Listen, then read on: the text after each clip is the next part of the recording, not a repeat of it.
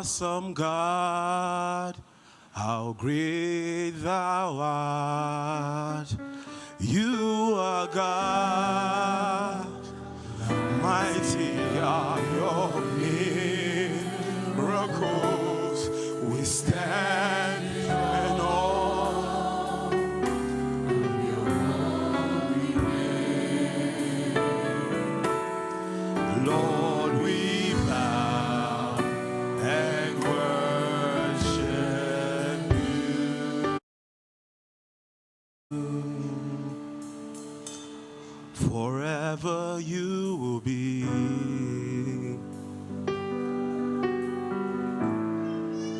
the Lamb upon the throne.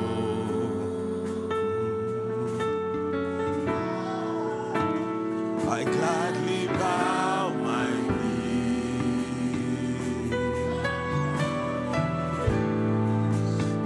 and worship you alone.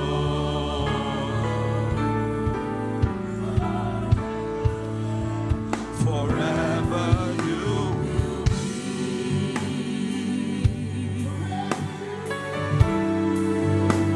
the Lamb upon the throne.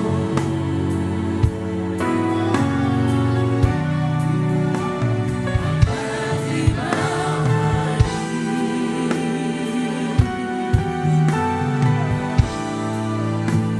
to worship you alone.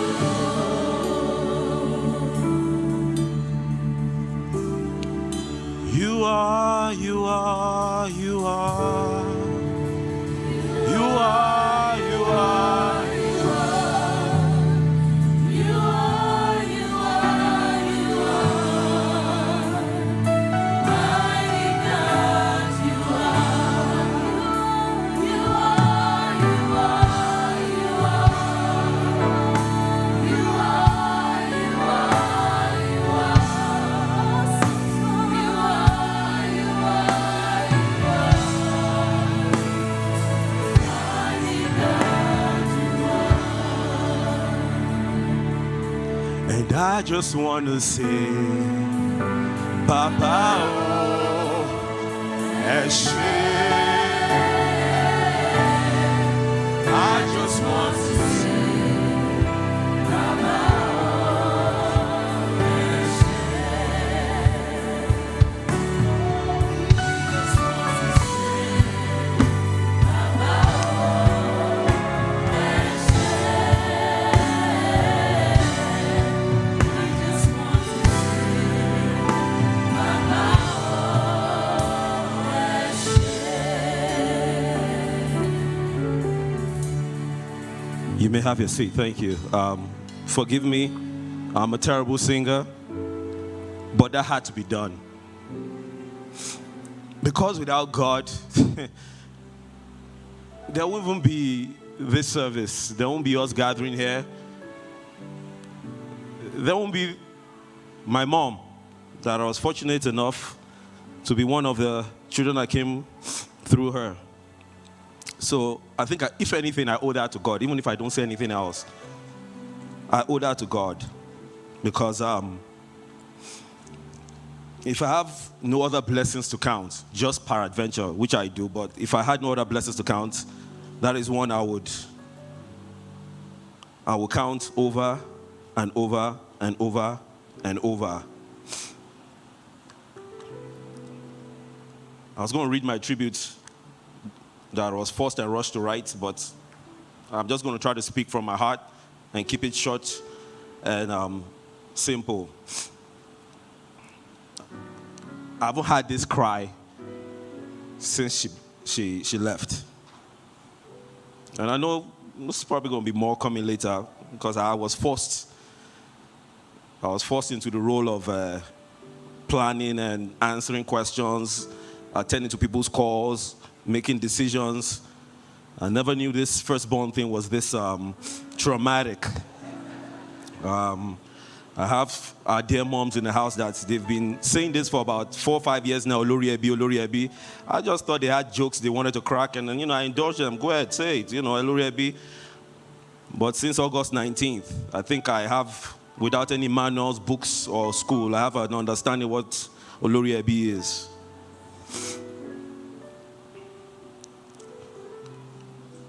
Everybody has spoken.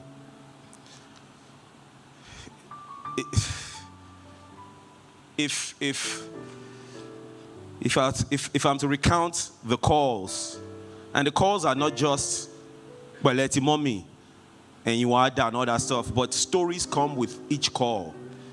And then when I drop the phone, I have to get a corner to cry. I think we were talking to each other recently, like, you know what, we were practically clueless of how far-reach our mom was in terms of people she knew or things she was doing with people.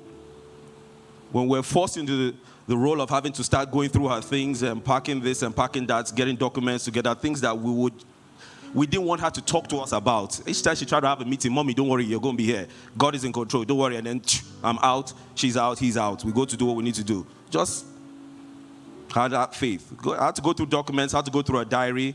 And I'm going through numbers because I want to know if there's anybody just in case I'm missing that I need to let know what's going on. Maybe I'll find $1 million somewhere or something, just going through the numbers. And then I noticed something. Not only did she have numbers of her children, her family members, co-workers, church folks, my mom had numbers that we don't even know who they are. She had numbers for our friends, and I'm trying to figure out what were my friends' numbers doing in my mom's phone until they started calling and telling me stories. These are friends I'm close to that don't even tell me what they were telling my mom, and they're telling me now. My mom was one of a kind. If I was to do it over and over again, if I had the opportunity to do it over and over again, and Jesus could just hold off for probably another 20 generations and give me that option, I'll pick my mom any day, anytime. Any day, anytime.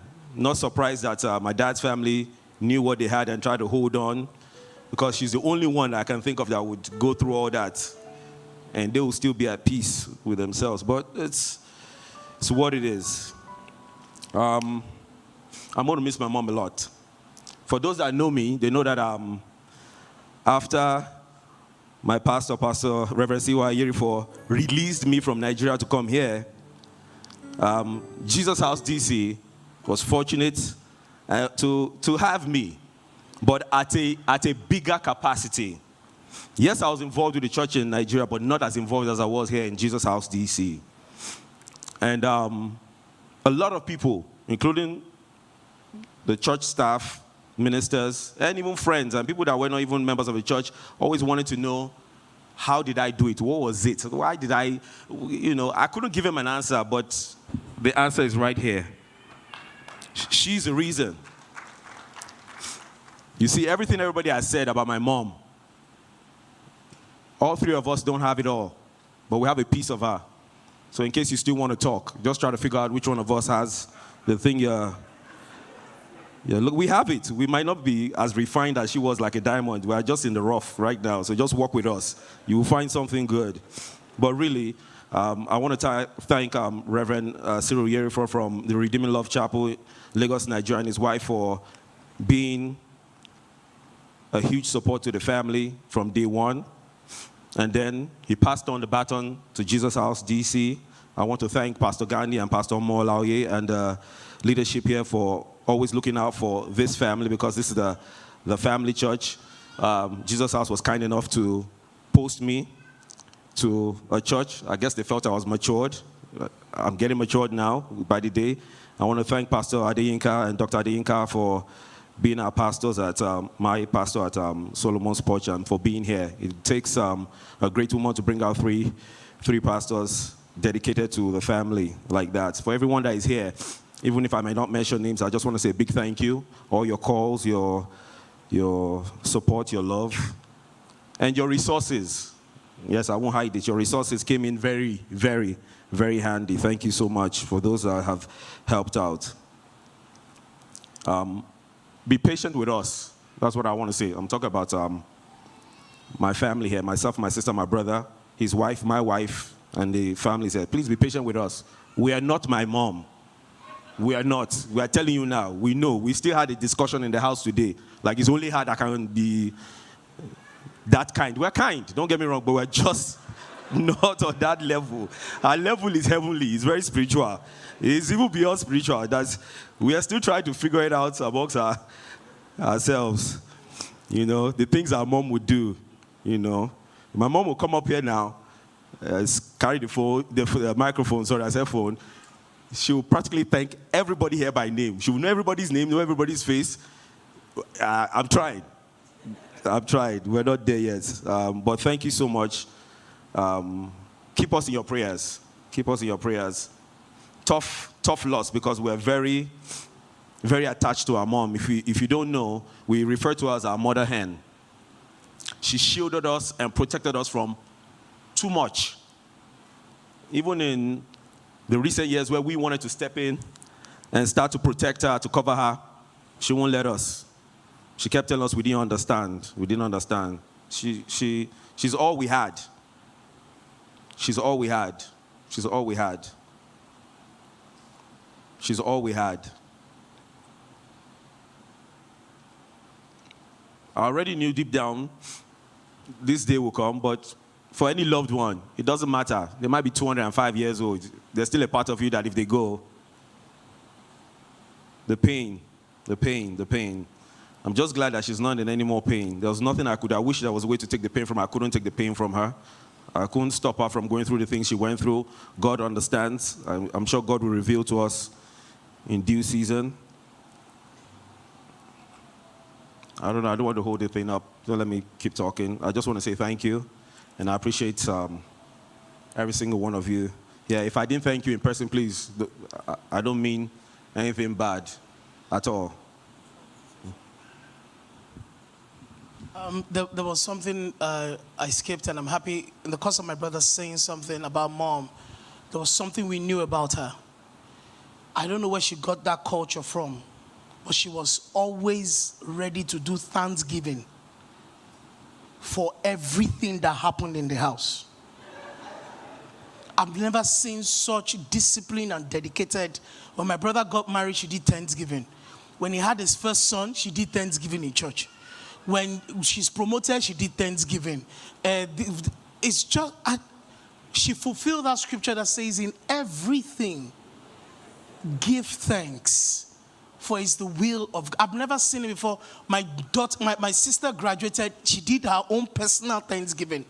When she got her job, she went down, right before us in the room, went down on her knees. Wow. Just so much about her. Like he said, we're not her.